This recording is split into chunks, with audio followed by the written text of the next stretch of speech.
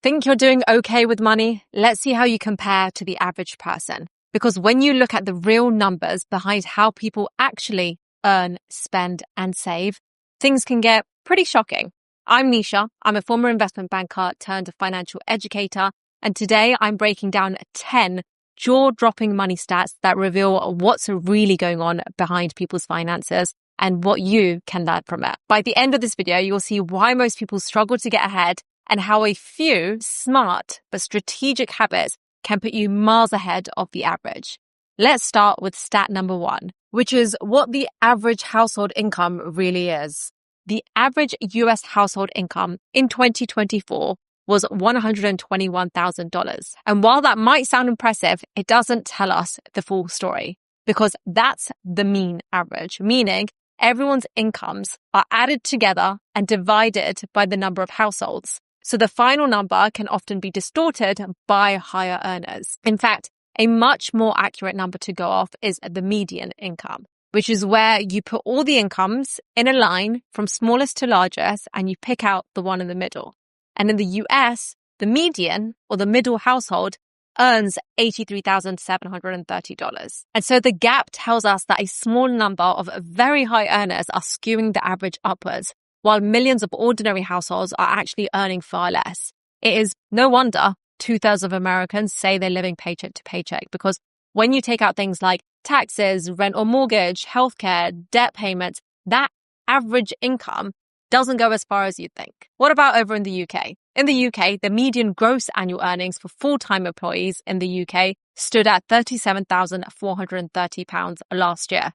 But, as you might have guessed, the average largely depends on age. With 18 to 24, that is £24,440 on average, compared to 40 to 49-year-olds, which is $42,796. So with all this information, how much do people actually need to feel comfortable? The truth is, what matters most isn't how your income compares to national averages, but how effectively you manage what you earn. So just start by understanding your after-tax income and building a realistic budget. For example, allocating 65% to needs, 20% to WODs, 15% to your future you. I have a completely free budget tracker that encourages you to budget using these allocations. It's completely free. You can use it. It's in the linked below. From there, focus on building an emergency fund, then paying off high interest rate debt and investing consistently to grow wealth over time. I have a video as well on how to optimize your finances and in what order over here. And since the cost of living changes so much based on geographic location, it's essential to measure financial comfort by how far your money goes where you live, not arbitrary national figures. The goal isn't to match an average, but to build stability and freedom within your own financial reality. Stat number 2, which shows you just how dangerous timing the market can really be. If you missed the market's 10 best days over the past 30 years, your returns would have been cut in half. And missing the best 30 days would have reduced your returns by an incredible 83%. This shows just how damaging it can be to try and time the market. Nothing else. That is what it shows, because whilst you've probably heard the phrase buy low, sell high, it's actually much, much harder to do than you might think. You might think stocks are high today only to go for them even higher. They might dip, making you think they're low only for them to dip even further. And as the data shows, the best days often happen right after the worst ones. So for example, in 2020, when markets crashed during the pandemic, some of the biggest gains in history came just weeks later. And so if you panicked and you sold when things looked scary, you very likely missed the rebound that followed. This is why long-term investors always say timing the market beats timing the market. This is such a powerful reminder that the biggest risk isn't the next crash. It's just getting scared out of the market and then missing the recovery. So whether you're investing through a 401k, your ISA, a simple index fund, the smartest strategy for most people is the boring one. Stay invested, stay consistent, let time do the heavy lifting. Stat number 3, according to the National Financial Educators Council, low financial literacy costs the average American over $1,000 a year. And honestly, this makes total sense, because if no one's ever taught you how to manage your money, how are you going to manage your money? It's so easy to miss a credit card payment. It's so easy to overlook better savings accounts or to avoid investing because it's complicated. But the truth is, You don't need to be a financial expert. You don't need to have a finance degree to get ahead. Just learning a few key principles can make an enormous difference. Understanding how interest rate works, how to budget effectively, how to avoid common money traps can literally save or earn you thousands every year. Start small, learn one thing about money each week, watch a video or two and just apply what you learn there and then.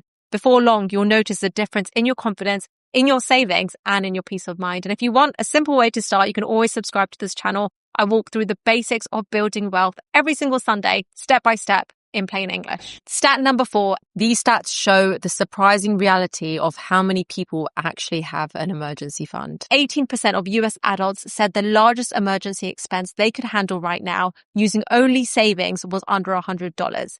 Meaning nearly 1 in 5 people would struggle to cover even a small car repair or vet bill without needing to borrow money or sell something. Only 63% of adults said they could pay a $400 emergency expense entirely with cash, savings, or a credit card they'd pay off immediately. And the situation is similar in the UK as well. The average person has around £16,000 in savings, but that figure, again, is heavily skewed by wealthy savers. In reality, 2 in 5 Brits have £1,000 or less set aside, barely enough to get through a month of expenses. This lack of financial cushion, it creates a dangerous cycle because when an unexpected cost hits, you can turn to credit cards or loans, which then ends up eating into future income through repayments and interest. So the best way to break that pattern is to start small and stay consistent.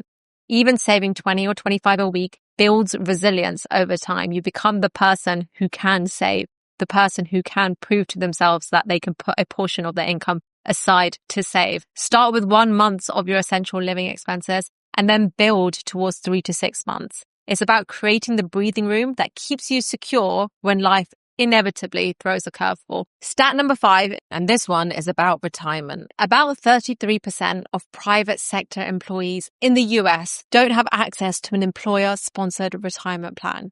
That means no 401k, no employer match, no automatic contributions quietly building up in the background. And even among workers who do have a plan, only about half actually contribute to it. The way I see this is that it's one of the biggest gaps in the US financial system because having a workplace plan is one of the most simplest ways to build long-term wealth because it gives you an element of structure and discipline that you don't have when saving for retirement on your own. The hardest part is getting started, especially if your day-to-day living costs are high and you're struggling to even save for an emergency like the people we spoke about earlier. When we then throw the lack of financial education into the mix, it makes me wonder how many people don't actually know how important saving for retirement can be and how much easier a workplace scheme can make it. I wonder if the US could benefit from following in the UK's footsteps here, because as you can see in this graph on the screen, the number of private sector workers saving into their workplace pension was declining steadily through the early 2000s in the UK. But what changed that was when the auto-enrollment scheme was introduced in 2012. As you can probably guess by the name, the scheme made employers enroll employees into their workplace pension scheme automatically. Workers can opt out if they want, but most don't. By 2018, therefore, 72% of private sector employees were participating in a workplace pension. And it grew even further to 75% in 2021. And it's not because people suddenly became disciplined or became financially savvy. It's just because the system made saving the default. And since employers have to pay at least 3% of the employees' qualified earnings into the pension, when you opt out, you're effectively turning down free money for a better future. So unless the US removes the friction and makes retirement saving automatic, many Americans are likely to reach retirement age relying on Social Security, which might not be enough to get by. Now, the next one is something that I recently talked about on the Diary of a CEO podcast, and I had so many messages from people afterwards to say that learning this tip or understanding the psychology behind it completely changed their perspective on saving. And so I had to share it today. Stat number 6, realizing how much of an impact saving can make to your financial well-being. Did you know that having as little as $2,000 in emergency savings can make a huge difference to your overall financial health, according to a report by Vanguard? In fact, people with at least $2,000 saved reported a 21% higher level of financial well-being compared to those with no emergency savings at all. And those who had enough to cover 3 to 6 months of expenses saw an additional boost of 13%. On the flip side, people without any emergency savings spend twice as much time worrying about money, even if they have money in investments.